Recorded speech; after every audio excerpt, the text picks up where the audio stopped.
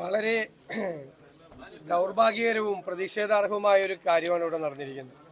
കേരളം ഭരിക്കുന്ന മുഖ്യമന്ത്രിയുടെ സ്വന്തം ഗ്രാമത്തിൽ ഒരു പാർട്ടി ഓഫീസിനാണ് പെട്രോൾ ഒഴിച്ച് തീ കത്തിച്ചിരിക്കുന്നത്. KPCC പ്രസിഡന്റ് വന്ന് ഉദ്ഘാടനം ചെയ്യേണ്ട ദിവസം വെളുപ്പിനാണ് ഈ പാർട്ടി ഓഫീസ് അടിച്ചു തകർക്കുകയും ഇവിടുത്തെ CCTV ക്യാമറ തല്ലിപ്പൊളിക്കുകയും പെട്രോൾ ഒഴിച്ചതിൻ്റെ ഡോറിന് തീ വയ്ക്കുകയും ചെയ്തു. എന്തൊരു ജനാധിപത്യമാണ് കേരളത്തിൽ! കേരളത്തിലെ മുഖ്യമന്ത്രിയുടെ സ്വന്തം ഗ്രാമത്തിൽ മറ്റൊരു പാർട്ടിക്കാർക്കും പ്രവർത്തിക്കാൻ അവസരം നൽകില്ല എന്ന് പറയുന്ന ഈ ഏകാധിപതിയായ മുഖ്യമന്ത്രി, അദ്ദേഹം ഇതിന് ഉത്തരം പറയണം. ഇതിന് ഉത്തരവാദികളായ മുഴുവൻ ആളുകൾക്കെതിരായിട്ടുള്ള കൃത്യമായ നടപടികൾ സ്വീകരിക്കണം. ഇതിനെ തള്ളിപ്പറയണം.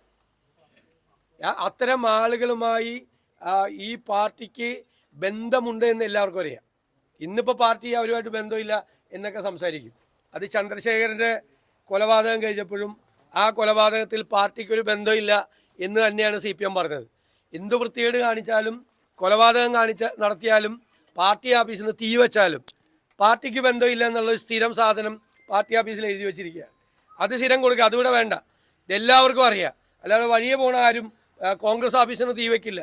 ഈ ഗ്രാമത്തിലാണ് ഇത് കേരളത്തിൽ ഉടനീളം നടന്നുകൊണ്ടിരിക്കുകയാണ്. ഇവിടെ ഒരു ITIയിൽ KSUവിൻ്റെ ഒരു യൂണിറ്റ് കമ്മിറ്റി തുടങ്ങിയതിൻ്റെ പേരിൽ ക്രൂരമായ മർദ്ദനമാണ്. എല്ലാ ദിവസവും ആ KSUവിൻ്റെ കുട്ടികളെ, 17ഉം 18ഉം വയസ്സുള്ള കുട്ടികളെയാണ് ക്രൂരമായി മർദ്ദിച്ചുകൊണ്ടിരിക്കുന്നത്. എല്ലാ ദിവസവും പുറത്തുനിന്ന് ആളുകൾ വന്ന് ചെയ്യുകയാണ്. അപ്പോൾ ഒരു തരത്തിലും സംഘടനാ പ്രവർത്തനവും വിദ്യാർത്ഥി സംഘടനാ പ്രവർത്തനവും ഒന്നും നടത്താൻ അനുവദിക്കില്ല എന്നുള്ള ധിക്കാരപരമായ നിലപാടാണ്. അതിനെ ഞങ്ങൾ ചെറുത്തു തോൽപ്പിക്കുക തന്നെ ചെയ്യും. ഈ ഏകാധിപത്യം കയ്യിൽ വെച്ചാൽ മതി. അതിന് ജനാധിപത്യവാദികൾ എല്ലാവരെയും ഒരുമിച്ച് കൂട്ടി നമ്മൾ അതിനെതിരായി അതിശക്തമായി പോരാടുക തന്നെ ചെയ്യും. ഒരു സംശയമില്ല. പിണറായിയിലെ ഈ പ്രദേശത്ത് രാഷ്ട്രീയ പ്രവർത്തനം നടത്തുന്ന എൻ്റെ പ്രിയപ്പെട്ട സഹപ്രവർത്തകർക്ക് ഞാൻ എല്ലാ അഭിവാദ്യം അർപ്പിക്കുകയാണ്. അത്രമാത്രം പ്രതിസന്ധിയിലൂടെയും പ്രയാസങ്ങളിലൂടെയാണ് അവർ കോൺഗ്രസിന് വേണ്ടിയിട്ട് പ്രവർത്തിക്കുന്നത്. അവരോടൊപ്പമാണ് എന്ന് അറിയിക്കാൻ വേണ്ടി തന്നെയാണ് ഇന്നിവിടെ എത്തിയത്. അവർ ഈ പ്രശ്നങ്ങൾക്കിടയിലും ജീവൻ പണയം വെച്ചും രാഷ്ട്രീയ പ്രവർത്തനം നടത്തുന്ന എൻ്റെ സഹപ്രവർത്തകരെ കാണാൻ വേണ്ടിയിട്ടാണ് ഞാൻ ഈ ഗ്രാമത്തിലെത്തിയത്. മുഖ്യമന്ത്രിയുടെ ഗ്രാമത്തിൽ പോലും രാഷ്ട്രീയ പ്രവർത്തനത്തിന് അവസരം കൊടുക്കില്ല എന്ന് പറയുന്ന ഈ അധികാരത്തിൻ്റെ അഹങ്കാരവും ഈ ധിക്കാരവും ഇത് അവസാനിപ്പിച്ചാൽ മതിയാവും. അതിനു വേണ്ടിയിട്ടുള്ള പോരാട്ടവുമായി കോൺഗ്രസ് മുന്നോട്ട് പോകും. ഈ കണ്ണൂരിലെത്തുമ്പോൾ കണ്ണൂരിൽ ഇപ്പോൾ പ്രശ്നങ്ങൾ കോൺഗ്രസിൽ മാടായി കോളേജിലെ നിയമനവുമായി ബന്ധപ്പെട്ടാണ്. അതിങ്ങനെ പരസ്യമായി ഇവിടുത്തെ പ്രാദേശികമായി പ്രവർത്തകർ തെരുവിലിറങ്ങുന്നു, MPയുടെ കോലം കത്തിക്കുന്നതിലേക്കൊക്കെ എത്തുന്നു. അത് അവിടുത്തെ ഒരു ലോക്കൽ വിഷയമാണ്. അത് പാർട്ടി സംസാരിച്ച് KPCC തന്നെ അതിൻ്റെ ഇടപെട്ട് സംസാരിച്ച് തീർക്കും. അല്ല, അതല്ല, അവിടെ ഒരു വിഷയം ഉണ്ടല്ലോ. അവിടെ ഒരു വിഷയം ഉണ്ടല്ലോ.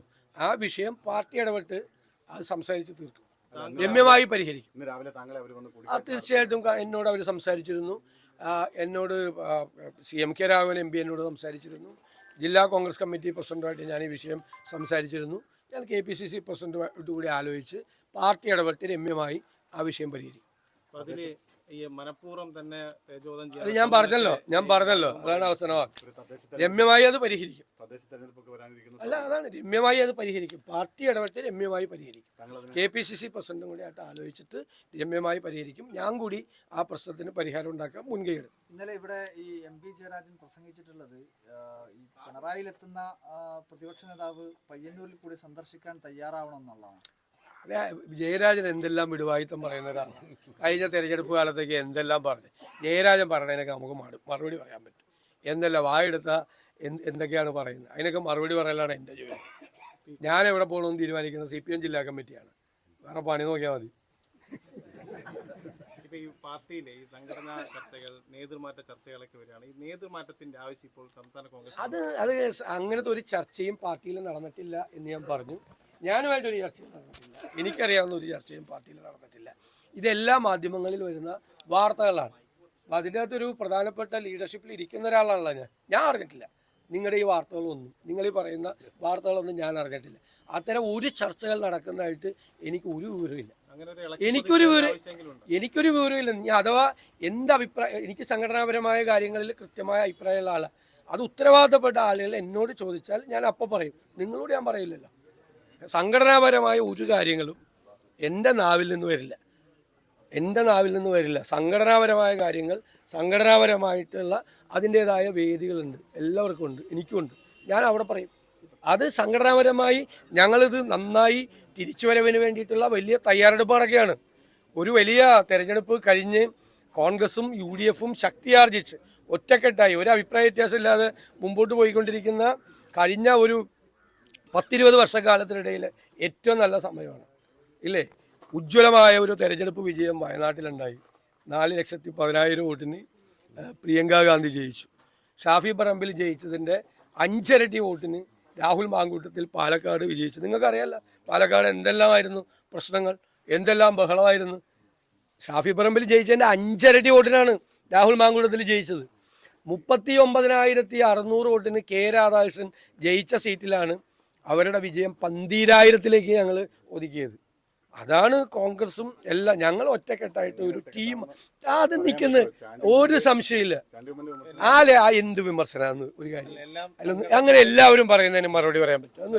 ഞങ്ങൾക്ക് സംഘടനാപരമായിട്ടുള്ള ഒരു പ്രശ്നങ്ങളും ഇല്ല, അങ്ങനെ ഒരു ചർച്ചയും നടക്കുന്നില്ല. എനിക്കറിയില്ല ചർച്ച നടക്കുന്നില്ല. ഞാൻ അത് നിങ്ങളോട് പറയില്ലല്ലോ. ഞാൻ എൻ്റെ അഭിപ്രായം ഞാൻ എങ്ങനെ ഇവിടെ വന്നിട്ട് മാറണ്ടെന്ന് അതെങ്ങനെ രാവിലെ എഴുന്നേറ്റ് രാവിലെ എഴുന്നേറ്റ് മാധ്യമപ്രവർത്തകരാണോ ഇപ്പോൾ ഒരു പാർട്ടിയിലുള്ള ആളുകൾ നമ്മളെ പോലത്തെ ഒരാൾ അഭിപ്രായം പറയേണ്ടത്? അത് പറയേണ്ട സ്ഥലത്ത് പറയേണ്ട ഇതിൽ ഞങ്ങൾ ചർച്ച ചെയ്യും. ഞങ്ങളുടെ ജനാധിപത്യ പാർട്ടിയാണ്.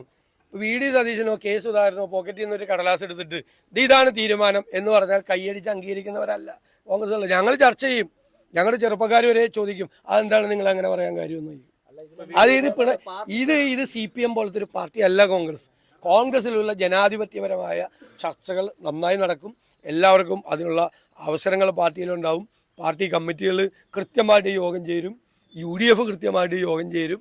അവിടെ എല്ലാവരുടെയും അഭിപ്രായം പറയും. എല്ലാവരും അഭിപ്രായം പറയും. എല്ലാം സംഘടനയ്ക്കുള്ളിൽ പറയുന്നു. അപ്പോൾ ഈ യുവ നേതാക്കൾ ചിലർ അവരെ പരാതിയൊക്കെ പരസ്യമായിട്ട് പറയുന്നു. നോ കമന്റ്സ് അവരൊന്നും അല്ലല്ല. അതൊന്ന് ഞാൻ അതിലെ ശരി തെറ്റ് അന്വേഷിച്ചു പോകുന്ന ആളല്ല. അത് എൻ്റെ ചുമതലയല്ല. അത് സംഘടനാപരമായി അത് KPCC പ്രസിഡന്റും AICC നേതൃത്വമാണ് അതിനെക്കുറിച്ച് അഭിപ്രായം പറയുന്നത്. എൻ്റെ മിഷൻ വേറെയാണ്. എൻ്റെ മിഷൻ എന്നെ ഏൽപ്പിച്ചിരിക്കുന്ന ദൗത്യം വേറെയാണ്.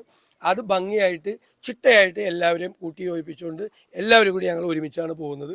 എനിക്ക് എല്ലാവരുടെയും പൂർണ്ണമായ സഹകരണം അത്തരം കാര്യങ്ങളിൽ കിട്ടുന്നുണ്ട്. തെരഞ്ഞെടുപ്പ് രംഗത്ത് എല്ലാവരുടെയും സഹായവും സഹകരണവും ഉണ്ടായിരുന്നു. ഞാൻ അവരോടല്ലേ എല്ലാവരോടും നന്ദി പറഞ്ഞത്. എല്ലാവരും അതിൻ്റെ അകത്ത് പൂർണ്ണമായ ഉത്തരവാദിത്തത്തോടെ കൂടെ നിന്നു. ഒരാളെ കുറിച്ച് പോലും പരാതി പറയാൻ എനിക്കില്ല. ഒരു അവസരം ഒരാളെ ഉണ്ടാക്കിയില്ല.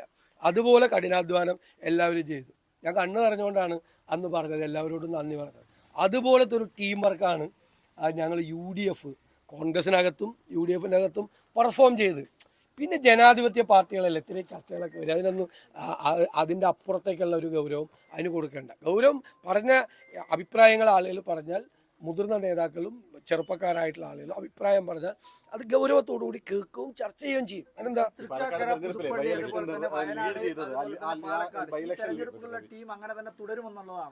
അല്ല, അത് എല്ലാവരും ചേർന്നുള്ള ഒരു ഭയങ്കരമായ ഒരു ടീം വർക്കാണ്. അതായത് ഞാൻ പറഞ്ഞുതരാം, കറക്റ്റാണ് ആ ചോദ്യം, നല്ല ചോദ്യമാണ്. അത് മുതിർന്ന നേതാക്കന്മാരുടെ അനുഭവങ്ങളും ചെറുപ്പക്കാരുടെ ആവേശവും ഇത് രണ്ടും കൂടി ബ്ലെൻഡ് ചെയ്തുകൊണ്ടുള്ള ഒരു പുതിയ തെരഞ്ഞെടുപ്പ് ശൈലിയും രീതിയുമായിരുന്നു. ഉറപ്പായി തുടരും. എന്താ സംശയം? പുതിയ തലമുറയുടെ കൂടി